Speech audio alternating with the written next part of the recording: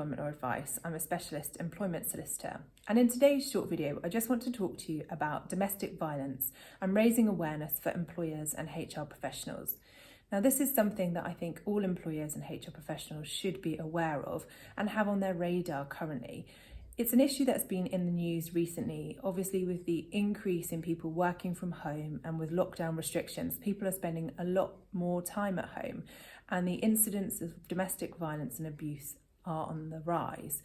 The other reason for bringing it to your attention is because on the 14th of January, the business minister released an open letter to employers about domestic violence and raising awareness of employers' obligations in regards to domestic violence and abuse. And I've recently recorded a podcast on this where I interviewed Ed Gray, who's talking about it in the context of the support and information that employers can provide.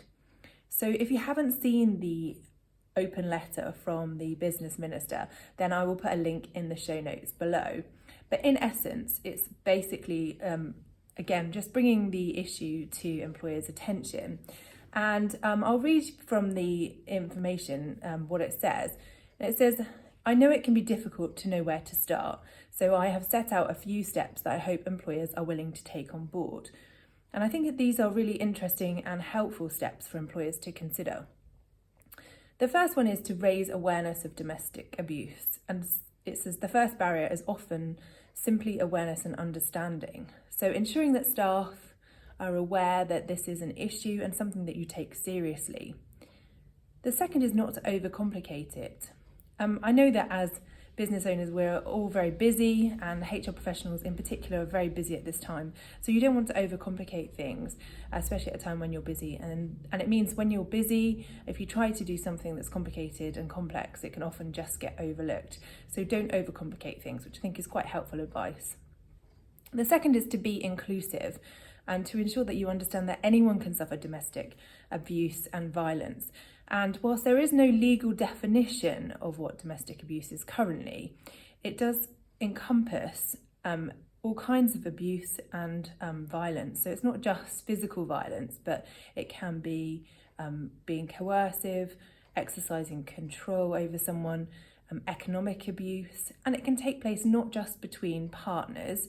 It can be male and female, of course, who can be the victim of the abuse, but also it can take place within the family home, perhaps between a grown-up child and a parent, and that's a scenario that can sometimes arise. So it's just being aware that it is something that can be experienced by anybody and not just between a husband and wife, for example. And then the fourth thing is to ask what you can offer.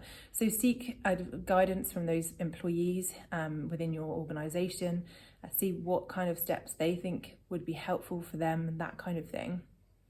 And make your support clear, so make sure that you're communicating your message to staff about exactly what you're doing and your stance on domestic violence and what you'll do if somebody does need to report something to you. It does suggest involving experts. Again, this may be difficult during this time, but perhaps arranging some form of training for staff, getting guidance from those organisations that are specialists in this area. And of course, if somebody does make a disclosure to you about domestic violence and abuse at home, then the most important thing you can do is signpost them to a professional rather than trying to counsel them or deal with it yourself. And then the seventh point that they make is about using free support available. And there is a load of information available and lots of free helplines available, both for the victims of abuse, but also for employers or those who are supporting somebody who wants some help.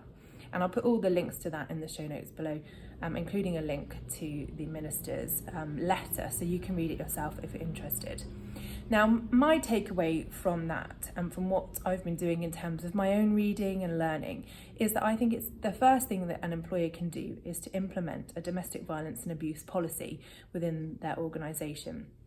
And that way, you're not only bringing it to everybody's attention, but you're also providing guidance on how to deal with things. So in order to help you with this, we've created a free policy which you can download on our website. I think it's a really important area for employers to consider, and I know that things are really busy at the moment, and as I said earlier, you don't want to overcomplicate things by having to draw up a whole new policy. So that's why we've created this policy for you, really to get you started on your educational journey, if you like, in relation to raising awareness about domestic abuse and violence in the workplace, and what you can do as an employer. So if you want a copy of that, I'll put a link below, but it's realemploymentlawadvice.co.uk/DIY-documents is where you'll find the information. Now, if you want any support in relation to training staff, or if you'd like to discuss the policy or other things that you can implement within your organisation, then we're very happy to help with that. You can get in touch with us directly. My email is alison@realemploymentlawadvice.co.uk.